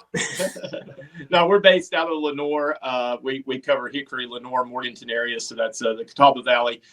Kicks 103.3 if you're local. That's where you can find us on your FM dial. You can also find us at gofoothills.com. We've got our Facebook page, Scoreboard. You can check that out. Also, we have our Twitter accounts. I'm at Link Jeffrey, and that's Jefffery. My mother was dyslexic, so it's Link Jeffrey, Jefffery. David, yours is Scoreboard Radio. Yeah, Scoreboard Radio. So during the season, we post the scores from the Catawba Valley. We try to get those up as quick as we can on Friday nights as well. We have the ball games from the night before. We have our call recorded that we put up there, and then on Saturday mornings we have a sports show from 9 to 11 a.m. the Scoreboard, and we try to put that out there as well too after it's over, so you can kind of in a podcast form. If you miss it live, you can go back and listen to it, or you can listen to it again around the world at gofoothills.com. We've had folks listening on a scuba boat in Aruba before. Yeah, true story. Wow. Now I'm kind of jealous. I want to be on a scuba boat in Aruba. Not right now. The hurricane coming through, but maybe after it. Good point. After Aaron passes, I'll go out there. I think this is year 12 for us together. Jeff had done a lot of baseball, a lot of American Legion baseball in years gone by, and we kind of got together about 12 years ago. Justin Carlton's our producer, and so we're looking forward to another great year here in the Catawba Valley. Before we start getting into the new conferences, where are y'all going to be on Friday night? We're going to be at South Caldwell, West Caldwell versus South Caldwell, non-conference game. Should be an interesting football game. West Caldwell has one of the state's longest losing streaks at 41 games. A lot of folks around here pulling for West Caldwell. This was a program, you go back to the mid-'80s, this was a proud program that was in the 3A Western Regional semifinals, lost on a field goal to Shelby. Turned out a lot of great products that went on to play in the ACC and some big conferences. But for whatever reason, really since the early 2000s have fallen on hard times. You had Chip English, who's now the coach in Hoover, Alabama, spent 2 or 3 years out at West Caldwell, got things turned around. They shared a conference championship, went 10-3. I believe that was the 2016 season. But it's been tough times for West Caldwell, so we'll see if the Warriors can break into the winning ledger. I was texting with somebody earlier today. I said if they could just get a win, just to have something to feel good about. Tony Pylan, good guy. Think they're doing things the right way. It's just at some point they've got to win ball games. And South Caldwell, they're going to come in. South Caldwell is one of those teams that starts off the last couple of years. They start off with a bang and then kind of falter down the end. Last year, it was really kind of the opposite. They started off slow, but then late in the season, they didn't make the playoffs, but they were right there battling for a final playoff position going into the last week of the regular season. South Caldwell is always going to be physical, big. So we're expecting probably South Caldwell heavily favored in this ball game, but West Caldwell, we'll get to see if they're going to close the gap between them and South Caldwell and the rest of the teams that they have to play. Awesome. That should be a good time. It's always good to get the first broadcast out of the way of the year. So looking forward to seeing how you guys do out there. So guys, obviously, the big story this year is realignment. We have 8 classifications now, all new conferences. I do want to get your general sense, your general kind of takeaway on realignment and how the conferences in your area kind of shook out. Were there any surprises for you in terms of who went where and kind of the structure of the leagues?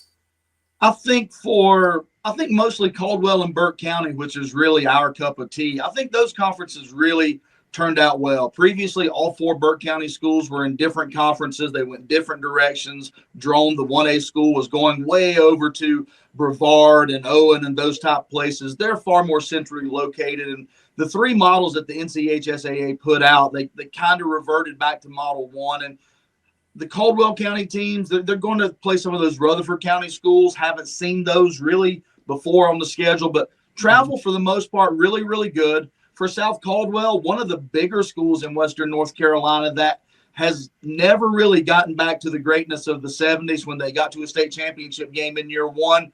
I think they're going to be helped a lot. They're going to get a McDowell. They're going to get a St. Stephen's in their conference. Those are both easy trips and both teams that are going to be on a more competitive level for South Caldwell.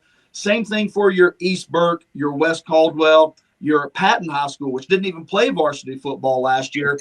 They're in conferences with a lot more teams with equal footing where they can compete rather than being in conferences with the Lincolntons, the Maidens, the West Lincolns, and really some more of the powerhouse teams. So I think if you ask the coaches, and we did Saturday on our preview show, I think to a man, all the coaches were pretty pleased with how realignment shook out for the Catawba Valley. And I'll tell you who's really happy is the athletic directors, because Yeah. you're going to see the travel. I was kidding Chris Powell. I think when Drone went to 1A competition-wise, it helped them because they became really challenged Mountain Heritage and Mitchell. Those three schools were the best in that Western Highlands 1A, 2A conference. But at what cost? You're having to go up and down the mountain. Their closest game was going up I-40 to Owen, which was still an hour's drive. So not just putting gas in the bus, but having to replace the brakes on the bus and the tires. But I think with this new conference realignment, you've got closer rivalries. You've got some of the traditional things that we grew up in the 80s and 90s thinking about, okay, when St. Stephen's and South Caldwell used to play, and McDowell used to be in the old Northwestern 3A or 4A with some of those teams. So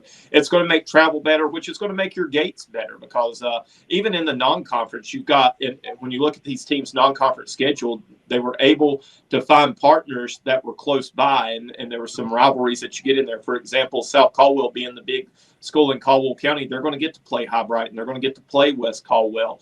And so that helps them. Freedom the same way. Freedom's the whole non-conference schedule. They got to play all the other Burke County teams, plus they pull a couple in from Asheville, AC Reynolds and TC Roberson, which is going to make for some really good gates for those athletic directors. So in a time where money is important, I think this really helps. It's going to help the athletic budgets. I think you're going to see the fans enjoy these games a lot more than what they had in previous years. One last realignment quirk that I know, Brighton and Hickory High School are going to be so glad.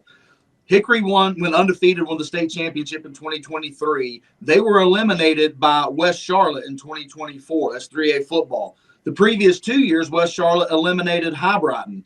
When realignment came about, somehow West Charlotte went from 3A to 8A. You guys have them as the number one team in the state, even ahead of Grimsley and Faison Brandon. So Joe Glass and Sam Mackey and Hickory and Brighton, they're over there scratching their heads going, how did West Charlotte go from 3A to 8A? What exactly have we been up against the last few years? So I don't know how the math behind that, but I know some of the teams from Northwest North Carolina are glad to see West Charlotte off with the big boys now.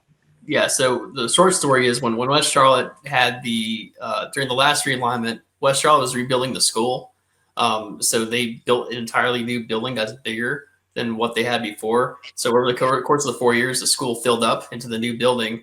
And then the way we do it with our mid-alignment process, you get a bunch of schools that come to appeal to a new conference because their numbers shrank, but you'll never get a school that grew coming to ask for a new conference, a new classification. And that's kind of what happened there. That's a big reason why people want to go to a 2-year realignment cycle, which is something that has a lot of steam, I think, because West Charlotte would not have been in 3A last year if we were on a 2-year cycle, just based on the numbers they had. So yeah, that's another quirk that has to be figured out down the road here for sure. Let's start with this Western Piedmont 3A 4A conference. First, do you guys like the name of this conference? I don't. This is not the Piedmont. Who named this? I don't know. I don't know. You go back. They you go back to the 90s. There was a Western Piedmont, but it had a lot of the Catawba County teams. And you get into Catawba County, that is more of the Piedmont. So I would have liked it to have been called the Western Foothills or the Foothills Conference even, because that's more of a true landscape of what it is. But I like this conference. I think from a competition wise, first off, you look at travel, your furthest points east and west or north and south, however you want to look at it, geography. You've got Brighton on one end. And I haven't done the mileage, but I'd say East Rutherford or RS Central is on the other end. That's not too bad of a drive. That's maybe an hour and 15, 20 minutes on a bus, but it's flat. You're not going up and down mountains. But those schools that are on the outliers, they have traveling partners. Brighton's going to be with West Caldwell. You've got East Rutherford and RS Central in the same conference. So Burke County and then schools you in got the all the middle. Burke County schools right in the middle. So it's gonna make travel a lot easier. Competition wise, though, I think this is going to be a good conference. East Rutherford certainly, I think, is the favorite going in to this season. But I think Brighton, even though they were 2-7 last year, I think Brighton's going to get back up in the upper echelon of that conference. Then it's going to be really a crapshoot from you go there. What's Chase going to have? They've got a new football coach coming in. Chris Cogdill, who was at Chase, is now over at East Burke, and East Burke was right there on the cusp of the last couple of years. If they could, a couple breaks go, I think they had 3 or 4 ball games that they lost by 6 points. If those turn into victories, the Cavaliers could make a big jump this year under Chris Cogdill, who was at Chase. That's coming over there, and Drone has had some success at the 1A level. How will they do now, stepping back up into playing schools that are a little bit bigger? But I like it. Like I said, I think Brighton, East Rutherford are at the top of that conference, and then from on down, I believe there's 8 teams in that league, so 3 on down to 8. It's going to be the old saying: any given Friday instead of any given Sunday. Any given Friday, anybody can beat anybody. Okay. Well, let's get into High Brighton. You guys know them pretty well. What's going to be better about High Brighton this year than last year? Well, the one thing for High Brighton, I mean, this consistency was really the word there. They had made the state playoffs 22 straight years in Lower Creek, including the 2017 2AA state championship last year. Really, the wheels kind of fell off. Sam Mackey, longtime head coach there. Derek Reeves, longtime on that staff. Clay Lewis back. They kind of hit the pause button. They reassessed, and they got a transfer quarterback named Elon Lipford. Started in Caldwell County, right? Transferred to Independence, back to High Brighton. Mobile quarterback, dual threat, escapability is kind of the key word. The High Brighton coaching staff went up to Michigan, went to Ferris State University. It's a whole new offense. It's kind of a wing concept out of the shotgun. So High Brighton looking to throw the ball a lot more. And this is a High Brighton offense that has run some form of option football for probably 35 years. So I don't think they're going to abandon the run. DK Mitchell is a big, powerful, strong running back, but High Brighton really looking to get the ball in the air a lot more. They do return the old Northwestern 3A, 4A conference special teams player of the year in Landon Key, who reportedly has been making field goals from 50 yards out. So I think that's a big boost for them. New offensive line coaches, couple of guys coming in back to the program that have played there previously. John Barrett Lewis that played college football at the Citadel, and Clark as the other kid who's coming back to coach. So double teaming the offensive line, kind of like Ryan Hobbick has done at Boone. So it's going to be very interesting to see High Brighton. 6 or 7 passes a game was a lot for the Panthers. I think that number is going to go way up. Okay. Do you have any notes on West Caldwell other than the obviously losing streak and stuff we talked about earlier? Yeah, they do return a good quarterback. Justin Blankenship had a lot of time under center last year and returns and looks really good. I think the thing with West Caldwell, their numbers are a little bit low. That's what scares me about West Caldwell. Offensive and defensive line is going to be a little bit thin. But they've got some skill position players. They got guys who go out and run track and do a great job at track and field. West Caldwell finished in the top half of the state last year in the state track meet. So they've got some speedsters. It's can you get some offensive line play to help to help give the quarterback Justin Blankenship time to get it out into the flat and make the receivers make some plays and just have skill on skill at that point. So we'll see. And it's not that the cover is bare as far as the line is concerned. It's just there's not a lot of guys that are there. Sawyer Porch is a kid who comes up. I believe he spent parts of his freshman year on the varsity team and sophomore, junior, and senior year. He's a big kid, but there's just not a lot of those walking the halls at West Caldwell right now. So that's going to be a big key. But Justin Blankenship, I think he has the tools to be a really good quarterback, but he's going to have to carry that team. We'll probably get to Freedom, but West Caldwell, a lot like Freedom, second-year head coach, terminology, less thinking this year, more reacting. Jeff referenced the speed. Jaden Quisenberry, Lathan Dooley, Javante Holloman, Nick Calhoun. You're talking about, on the podium at the state track meet kind of speed. So a lot of RPO in Tony Pollen's offense. You're going to be looking for quick passes, get the ball to your speedsters in space, and try to get that ball out of the quarterback's hands in 2 seconds or less.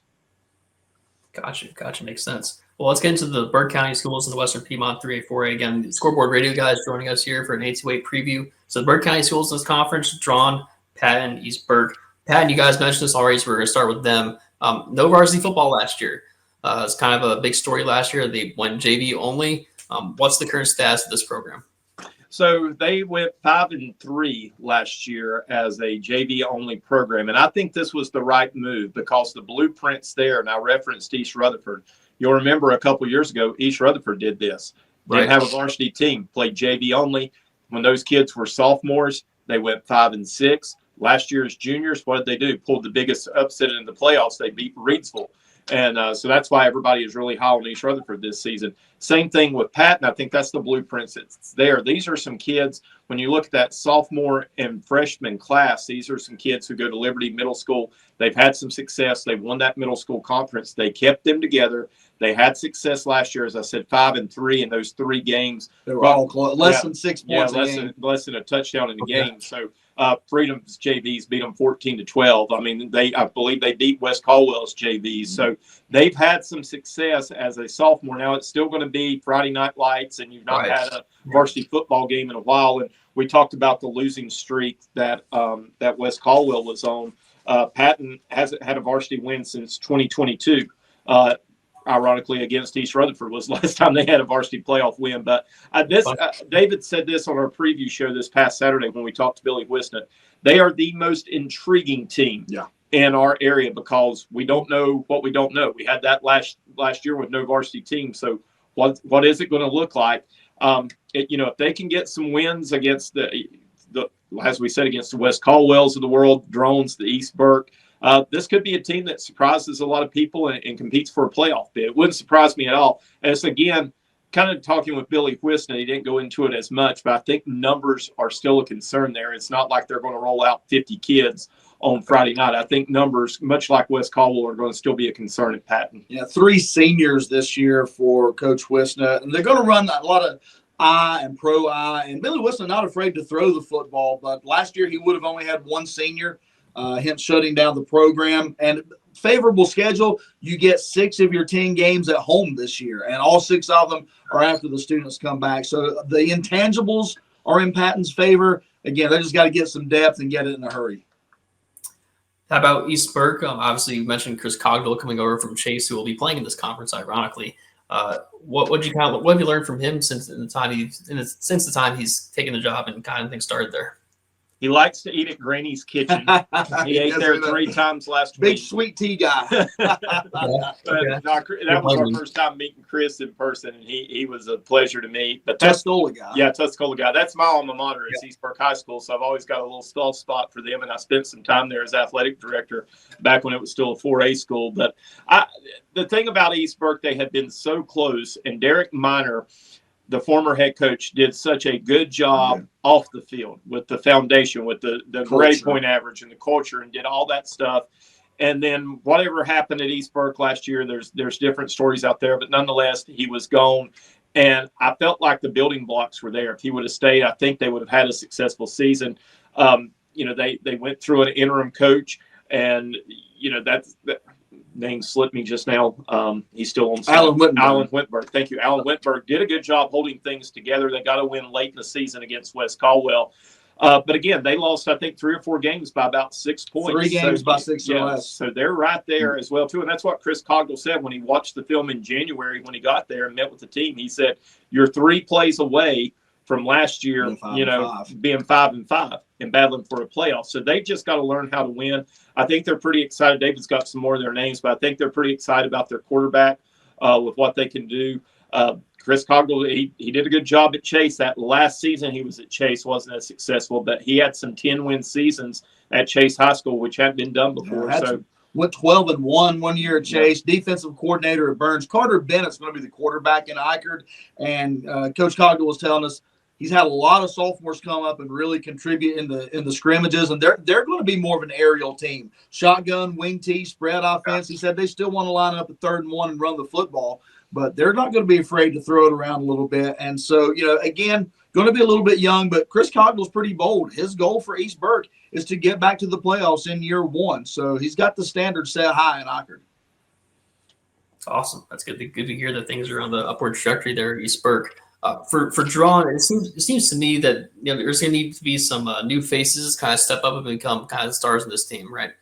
Yeah, you lose Jacob Mull, who's at Gardner-Webb right now, who was, I believe, the nation's number 1 or number 2 long snapper, but he played some middle linebacker and tight end for him.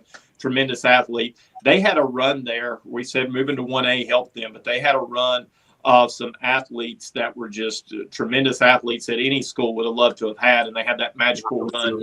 You go back 2 seasons ago or the 2022 season where they had the magical run to the regional final and lost to Mount Airy. So for Chris Powell, I think this is a team. He's built the culture. They've got the fan support and all, but it's probably going to be a rebuilding year. I think they're having to look to, again, numbers are concerned. They're not going to start with a JV team. I think he said he was going to have 15 kids right now that could have played JV, so he's going to keep them all up on varsity for just the non-conference schedule. Now, once they get through those 3 non-conference games, his plan is to play JV football. He's hoping when school starts next Monday that he can walk the halls and pull some guys in and say, hey, let's get you your 6 days in the pads and let's put you on the JV football team. So that when he said that was a little bit of a concern to me about, where the numbers are in this program and as much success as they've had while the numbers weren't greater. And I'm not blaming Chris for that at all. I love Chris to death. But I think it's just the way that kids are now. And you still got those COVID babies who are kind of in that junior, senior year that lost 2 years of football in the middle school era. So trying to get those numbers back up. So it might be a long season, Valdez. I think if there's a team, they went 5-5 last year. If there's a team that's going to fall off a little bit this season, I think it could be Drone. But, I don't think there's any worries in Valdez that he's not the right man for the job or anything like that. His seat's as cool as a cucumber. They love him in Valdez. Give him a year or 2 to get some younger kids back up, and I think they'll be okay. This is kind of going to be his first year just coaching dudes. He's had guys like Eli Tillery, a 6'7" quarterback who signed at NC State. I think he's since transferred. Nigel Dula rewrote the Burke County rushing record. But he is young. They graduated 43 kids over the last 3 years in the 1A program. They bring back 2 returning O-linemen, 1 returning receiver. And I think really for Coach Powell, it's kind of a year of intangibles. His dad, whom he was very close with, was killed in a tragic auto accident earlier this summer. And just a few weeks later, he got married for the first time. So there's a lot of off-the-field stuff going on, and that Valdez community is really behind that program. So, they're going to be in the 40s, low to mid-40s numbers-wise. And when he tried to run a JV program 2 years ago with low numbers, it was over by week 2. So Jeff nailed it. He's going to pull those kids up, let them get some reps in, recruit when school starts, and hopefully fill the JV program then. Drone is it's a big question mark. Coach Powell and his staff, Coach Radaball and the guys, they do a great job, but they are going to battle numbers. Got you. So we're going to flip up to the Northwestern 6A, 7A. This one just a little bit different from how it used to be. So here's how it goes right now. So Alexander Central, Freedom, South Caldwell, St. Stephen's joins, and Watauga are 6As. Then the conference also welcomes McDowell, a 7A. Guys, obviously, Watauga has been kind of the program that's been the forefront of this conference for a while now. Most people probably are going to consider them the favorite. But I have to ask you about Freedom. In year 2 under J.K. Adkins, you guys kind of hit on this earlier, but now that those kids know what his system is and they've had a whole full offseason with his system at Freedom, what's the ceiling on this Freedom team in 2025? I'll give you my belief. I think they beat Watauga. I think Watauga's reign is over as conference champion. I think it'll be Freedom that will beat them this year. Now, preseason prospections are not worth the paper that they're written on sometimes, so we'll see once the games get going. But Ryan Hobbick is a heck of a coach, maybe the best coach in the state of North Carolina with what he's done at Watauga and the success year in and year out that they've had. And that's not to say that they're going to fall off the face of the earth. It's just I think what Freedom is doing in J.K. Atkins as a championship-level coach and knows what it takes, I think he's put that culture in. He's got a quiet confidence about him when we had him on our show Saturday. And I'll tell you what his belief was. He believes that Freedom can win a conference championship. He believes that Freedom should host a home playoff game, and he believes they're going to win a home playoff game. And when he said that, it wasn't cocky, it wasn't arrogance. It was, this is what we're going to do. So I'm a big believer in Freedom. I think it's Freedom and Watauga that game, and they play first to start off the conference slate when you look at that non-conference schedule. But Freedom's schedule sets up nicely. They're going to have Patton week 1. They'll win that one pretty easily. They've got Drone and East Burke the next 2 games. They're going to win the conference champion or the county championship pretty easily. I think they're much superior than the rest of the teams in Burke County. Then they go to Asheville, and they have TC Roberson and then AC Reynolds coming down the mountain. That's the game that we're going to have on the radio. I believe that's September 29th, if memory serves me correctly. They're going to have that AC Reynolds team. That's where we're really going to see against TC Roberson and AC Reynolds just how good is Freedom. If they stay healthy, they've got a chance, I think, to have a special season in Morganton. I'll show you my notebook here. Voted most potential for the biggest jump by any team this year. And for me, a couple of things. Caden Davis is a 3-year starter at quarterback, and he's mobile. He can beat you with his arms or his legs. He got hurt last year, and a freshman named Ryder Huffman came in, led them into the playoffs. They lost at home to a really good West Rowan team, but they have 2 capable quarterbacks and a school full of athletes. Coach Atkins told us Saturday, when he got to the school 2 Februarys ago, there were 3 players on the football team that could bench 225 and 4 that could squat 315. As of Saturday, over 20 were benching 225 and over 30 players were squatting 315. So they've lived in the weight room. He told us it's full every day for the voluntary workouts. He's got a huge experienced staff. He is coaching the Sun this year. But again, like you said, Joel, you nailed it. The second year, the terminology is down. They'll be flowing more freely. And I don't know if I'm as bold as Jeff to just go ahead and declare that they're going to beat Watauga, but they've been the team that has given Watauga the most fits through recent years. So it stands to reason if Watauga takes a half a step back and Freedom steps forward, you could certainly see it happening this year. Yeah, I could totally see the argument for why Watauga would take a step back as well. Obviously, Maddox Green was just this incredible player for 4 years there, running that offense that they have, and he was also a good defender as well. And a good baseball player. Yeah, and basketball. Basketball too. Yeah, he's good at everything. Obviously, Coach Hobbick has a good. He deserves the benefit of the doubt at this point. Sure. Because he's cycled guys in constantly. Every time they graduate someone, they're like, "Oh, what's Watauga going to do without this guy?" Then, behold, there's someone new that's doing the exact same thing. What's your take on Watauga team? Do you have any notes on them? And Jeff, if there is a reality in which Watauga still fends off Freedom, what do you think would have happened for them? Well, Maddox Green, like you said, he's in Jefferson City, Tennessee now. He's at Carson Newman. He's trying to be the second coming of Russell Wilson. He's playing college football and college baseball. And if you follow Division II athletics, Carson Newman, for many, many years was as good as anyone around. Lenore Ryan and some others in D2 have come along. But you got to be a special athlete to play Division II sports. And to play 2 is almost unheard of these days. He's going to do that. And that program, guys like Jackson Pryor is playing college football at Furman. The Castle brothers played at ASU. Orlando Leon played at ASU. His younger brother's on that team. Cade Keller is going to be the quarterback in Boone this year. He's a senior. He's kind of that Matt Glennon at NC State story. He's bided his time. He split reps in practice last year with Maddox Green in case Maddox went down. He got in, played some mop-up duty, but Cade Keller is going to be the quarterback. They've got a stud running back in senior Everett Grider, another running back in Matthew Leon we mentioned. The big thing to pay attention to when you watch Watauga this year, watch their line play. Eric Breitenstein, who was an all-conference player at Watauga, who was an all-conference player for Wofford, he and his dad had been double-teaming coaching the line for Ryan Hobbick for the past several years. They're no longer doing that. That was a special level of offensive and defensive line coach, and their lines ruled games. They'd run that little quarterback draw with Maddox Green, and it would part like the Red Sea.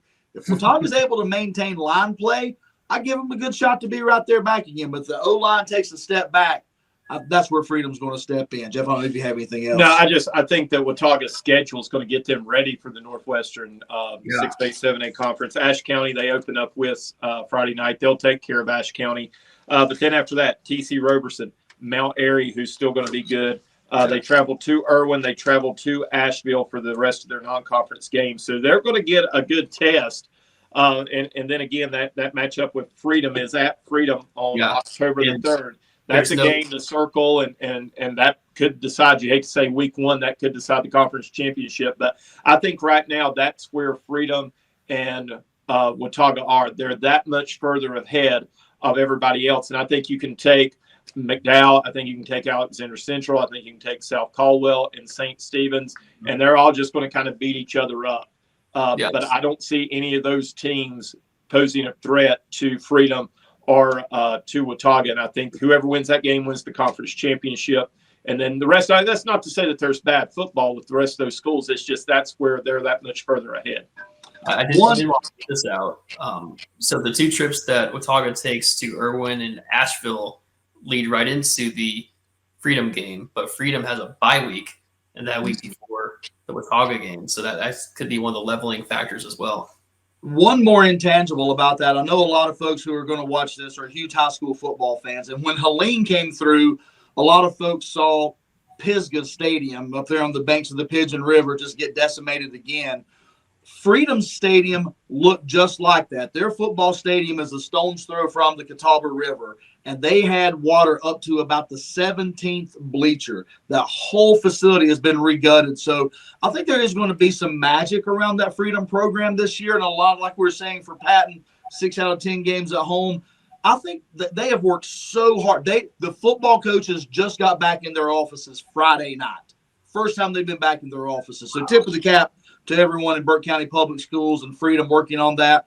I think there's going to be some pride around that Patriot program this year to try to get back to those 80s and 90s teams when guys like Leon Johnson, who went on to UNC in the NFL, came through there. Wesley Irvin. Yeah. Wesley Irvin. B.J. Emmons that went on to Alabama before going to Florida Atlantic and having a cup of coffee in the NFL. There have been some athletes come through Freedom High School before, and if anybody can get them back there, Coach Atkins is an alum. He loves the place, and he's the guy to get them there.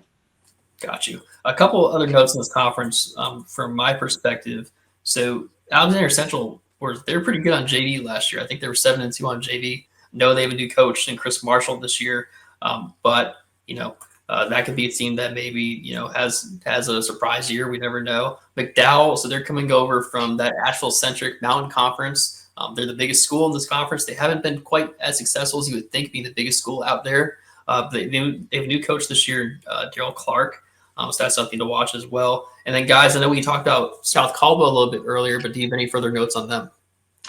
I'll let David talk a little bit about South Caldwell, but I will say with Butch Carter retiring from Alexander Central, and that's not to take anything away from the new Alexander Central coach, but to segue into South Caldwell, ask South Caldwell what life was like after Butch Carter. There was a drop. And I think with Alexander Central, that could be a danger. I know a lot of that staff stayed intact, and he was happy with his successor that's taking over. He kind of left South Caldwell on bad terms when he did leave. So this is a little bit different situation. But still, Butch Carter commanded so much respect in his community and so much respect with his teams.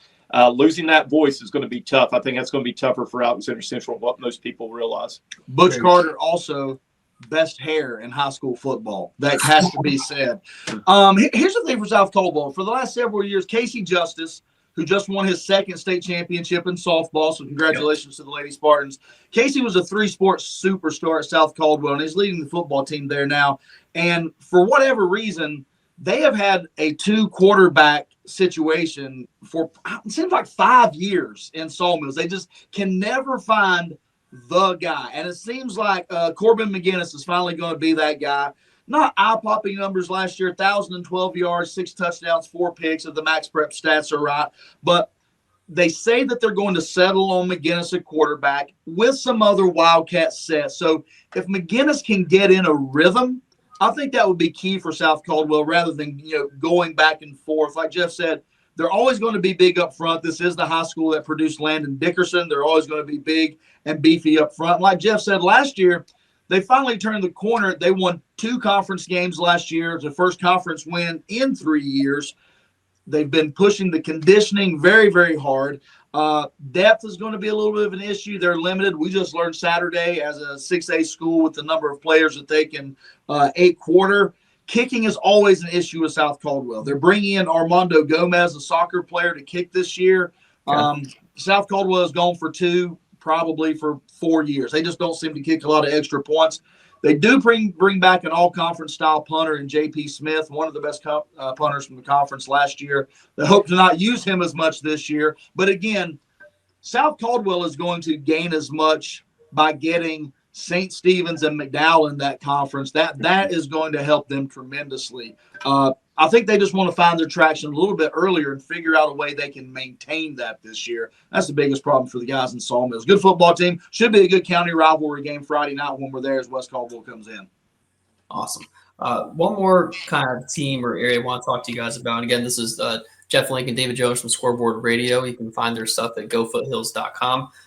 So Hickory had that incredible class of 2025, right? Brady Stover, the star quarterback, Isaiah Lackey, the star running back, Jamie Little, the star receiver. That class is gone, but they have not lost a game on JV in over 2 years. Yeah. And I'm very curious to hear what your guys' thoughts are on them, because I think that Hickory is getting a little bit underrated this year. I'm curious if you guys agree. Yeah, Maddox McCray is the quarterback who is signed to play baseball for the NC State Wolfpack.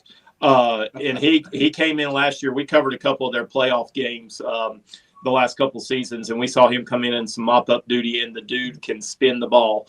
So they're not going to have it's going to be a different style quarterback than what they're used to with Stober, but this is going to be more of your pocket presence with a tall quarterback that can really sling the football. They've got athletes. Joe Glass has done a tremendous job. I thought I would have lost this bar bet. I thought Joe Glass would have left and went to South Carolina after what he did. After the state champ. I thought after this past year, I thought he would stay because he had this good class. I thought Joe Glass would have went to South Carolina. I don't know if there are opportunities there or not, but I just thought he's done what he can at Hickory High School. I'm glad he stayed. I'm glad for Hickory. I'm glad for our area. I love Joe Glass, a good guy. I tried to hire him when I was principal at West Caldwell. He said no. I might still be principal at West Caldwell if that would have worked out. But the thing about Joe Glass is he's a culture guy. The kids are doing it in the classroom. Their team GPA's high. That they're doing the right things off the field. There's a lot of excitement about that. Hickory High School is not going to drop off, and they've got a good quarterback in McCray. He set behind a really good quarterback in Stover, and I think he's going to have a tremendous senior season. And I think that I'm with you, Joel. I think this is a team that people are overlooking and saying, "Oh, they lost everybody." No, they're going to reload. They're going to be good again. So, if my research is accurate, and that's always a dangerous statement, I counted at least 7 players off of that team that went undefeated, won the state championship in 23, then went undefeated in the regular season and lost to West Charlotte in 24 in the Western Regional Finals. Quarterback Brady Stober, he's going to be the backup as a true freshman at Samford University. Jamie Little, wide receiver, is going to be at Duke. Deshaun Medley and the running back Isaiah Lackey, both going to Johnson C. Smith. Demarion Lee going to North Carolina Wesleyan. Ellis Chappell, a really great beefy wide receiver, going to Western Carolina. A.J. Chisholm going to Avery. And like Jeff said, before you think the cupboard's bare, Rashad Swinton on this year's team already committed to Campbell. And the younger brother, Darion Medley, committed to Appalachian State. So McCree's going to have some options up there. And, again, we used to call, Jeff especially for years, called Hickory the Miami of high school football. All the athletes, none of the results. Well, that all changed after Russell Stone leaves and Joe Glass comes in. They are all rowing the boat in the same direction. And Bunker Hill has had a good run with Albert Reed recently. Bandy's is going to bring back a good quarterback. Maiden is going to be in for another good year. I know we're talking different conferences in some instances now, but Catawba County's really been in a good run for high school football recently. I still think Hickory is the class of that conference. I still think until somebody knocks off Hickory, it's Joe Glass and the boys. So they're actually all in the same conference together, this new Western Foothills 4A, 5A. I mean, guys, this conference is loaded. It's crazy. Hickory and North Lincoln, after the year they had last year. Maiden, Bandy's, like you said, is going to be really good this year. Bunker Hill's been on the rise. They also have Newton Conover, West Iredell, and Fred T. Ford. Fred T. Ford broke that losing streak last year. And West Iredell, they have a sophomore quarterback who has these FBS offers. So this conference is absolutely loaded. I know this isn't really your area, but do you have any other thoughts on that conference besides Hickory? North Lincoln's going to be breaking in a new coach this year after Coach Basil stepped down. So you kind of never know how that's going to go. It's going to be interesting to see if West Iredell can handle success. Traditionally, that program in Statesville is not a winning program. Monty Simmons left High Brighton to go down there and take that team, kind of turned West Iredell around for a season. They just never really been able to compete geographically. They're not Statesville High School. They're not some of the other schools in that area. So can they handle success? Can they sustain it? The quarterback they've got, they can build around, like you said. But Maiden, good. East Lincoln, we know what they did with the Surratt brothers a few years ago. Lincoln seems to be a team that's on the come up. So, yeah, North Lincoln, absolutely loaded conference. And I think that the intangible there is you can go back to when Lowe's Home Improvement Warehouse left North Wilkesboro and moved to the Mooresville area. And that whole area around there, the Weddingtons, the Mooresvilles, the Salisbury, all those just kind of seem to grow up, and it just seemed to benefit all the football programs, all the athletic programs in that area. This Maiden team, I just want to make a note, since this is the 828 video. They bring back all these guys from last year, including their quarterback Grant Lawing, and they also added the 2,000-yard rusher from North Lincoln, Shannon Wingate Jr. These guys could have a very, very good season. And with Bandy's, I want to mention that their quarterback is back as well. Let me pull up his name. Sweat. Yes. Yep. Brady Sweat. We saw him when he was a sophomore, and I said when we covered them against East Burke, and I said that kid's going to have some offers. They got some good looking wide receivers as well too, tall, lanky kids. Bandy's they've been a football power since the 90s as well too. They got things turned around. Randy Loman got them turned around there in the mid to late 90s. So that's a good conference. East Lincoln's going to have athletes. North Lincoln, even though they lost the running back, they've had a lot of success. I believe they were the overall it's not the Wachovia, Wells Fargo Cup winner this past year for 3A. So they've got a athletic program. So they were announced as the winner, and then the NCAA I feel very bad for North Lincoln. I feel bad. But if you had a ticket on North Lincoln and went to the counter, bad news for you. Yeah, I don't know how often you guys get West, but Maiden is a special environment. It's called the biggest little football town in America, and they're really behind their football program over there. And it's kind of like Newton Conover is kind of like the little sister to them. Newton Conover's got a good quarterback this year. Newton Conover might jump up and surprise a few people. But, Maiden's a special place. It's one of those towns. They roll up the streets. Everybody heads over there. They've got an elevator in the press box. That always impresses us at the high school level when you can ride the elevator up and go on in there. Of course, legendary coach Tom Brown, the late Tom Brown, did so many good things over there before going to East Burke. So if you ever get a chance, if you're looking for a fun game on Friday night, it's hard to beat Maiden. I think Newton Conover's under the second or third year under Matt Wilson, who came from West Iredell. And I wonder, his dad is Nick Basil, who just retired from North Lincoln. I wonder if his dad's going to be helping him out this year as well. So that'll be interesting to track. Well, guys, unless I missed any teams in your area, I think that about covers it. Did I miss anybody that's screaming out to you right now? No, I don't think so. I think if you're looking for week one matchups to kind of see where teams are at, obviously we're excited about the South Caldwell, West Caldwell game. But I think that High Brighton East Wilkes game is going to tell a lot about High Brighton. Now, East Wilkes won 10 games last year, 10-3.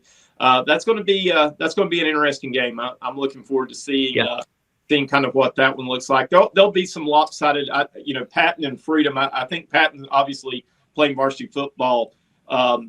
I think Patton's going to have a good year, but they're going to be up against it Friday night against Freedom. Freedom will score as early and as often as they want to in that game.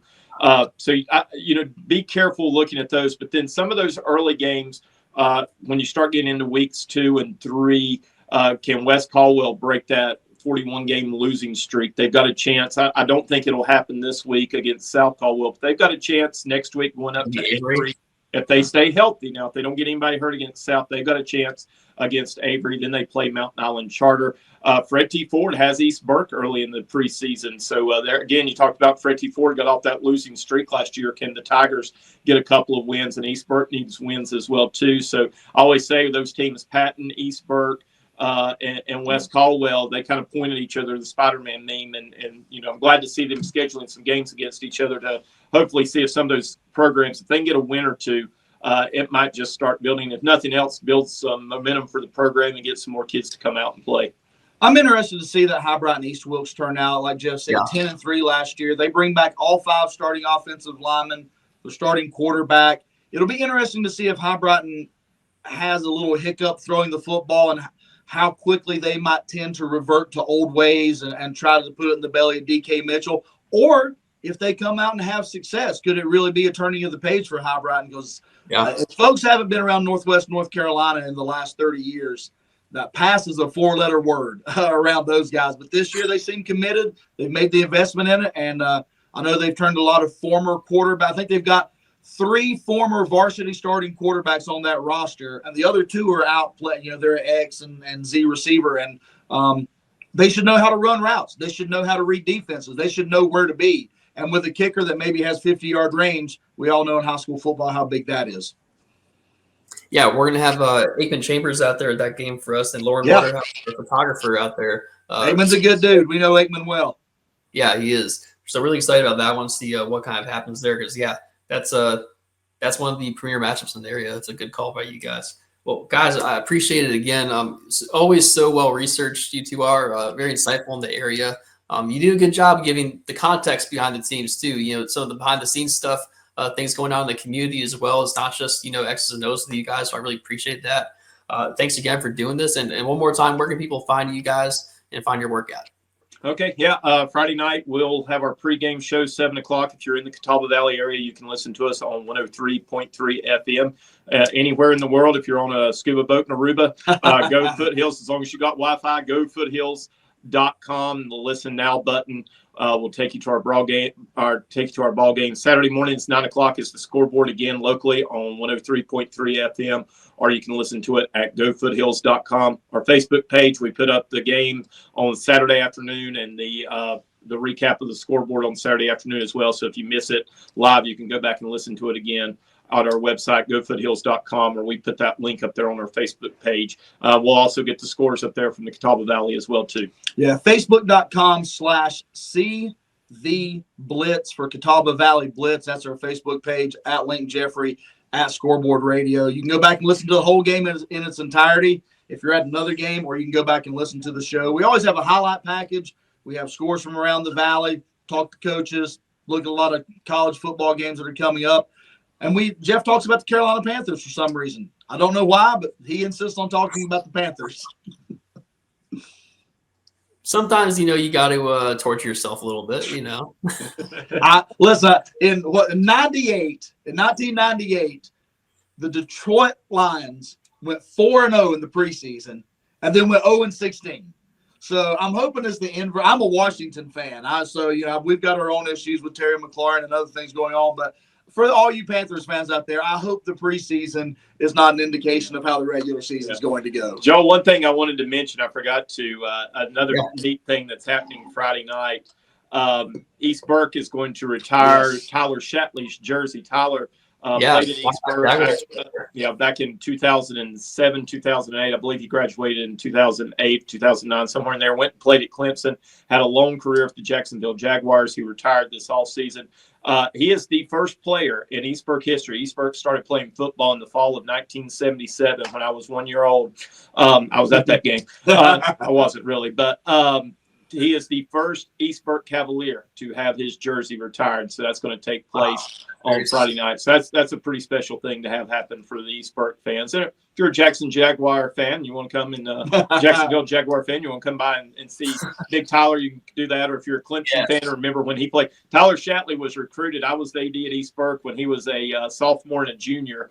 And I can remember all the Clemson coaches, everything coming by. I believe that's when Bowden was the coach at Clemson. But they recruited him as an athlete, and he played tight end, started out as tight end, went to defensive line, and then offensive line, of course, made his career on the offensive line at Jacksonville. A running back in high school. He was a running back at East Burke. And East Burke lost in the third round of the playoffs to Independence and Tommy Knotts. But Tyler Shatley was the man and the best player on that field, dragging Patriots up and down the field. He just didn't have too much help. I believe the final score of that game, 42-35, Independence won. And then was ineligible for the playoffs the next week because of an ineligible player. Right. I'm curious, have either of you seen Tyler since he retired? Because he sounds like maybe one of the guys that, as soon as he retires, just ends up just like slimming down like crazy. I've not seen him. We had him on the show. Yeah, we've had him on the show before. He and his wife are staying in the Jacksonville area. I'm Facebook friends with. He's on Facebook, but he's not too active. I'm friends with his wife, but I've not really seen any pictures that they put up there. But yeah, Jordan Gross is one that comes to mind for the Carolina Panthers that slimmed down. But I thought that they might move back to this area. But I believe, if memory serves me correct, I can't remember if I asked him that or his wife that. And I think they're going to stay in the Jacksonville area. That's the plan. Is that's their home, and that's where they've raised their kids. So he's coming up to do this for the community. But they're Jacksonville natives, and they're going to stay down in Jacksonville. Very cool. Yeah, it sounds like to me, if he's playing running back in high school and tight end, being recruited as a tight end, that kind of thing, like he became an offensive line just out of necessity kind of deal. And maybe he'll get back to his high school body. Maybe go out there. He is a big boy as a running back. He is a big, he is a big kid. A big youngin, as they say in hockey. Okay, I got you. I get the picture now. Okay. Yeah, he ate a lot of Granny's chicken too. Well, guys, again, I appreciate it, and best luck to you for your coverage this year as well. Hey, good luck. Listen, Nick Stevens did a great job for all these years, but you're the guy to slide in there. We appreciate what you guys do. We get a lot of our information during the year from you and all your writers and all your staff there. So the coverage that you guys really do from Murphy to Manio is bar none the best around. We're privileged to be a part of it from time to time. So you guys keep up the good work. Congratulations on the gig. And anytime you need us, give us a call Friday nights or otherwise. We'll be right here. I appreciate that. And again, thank you guys. All right.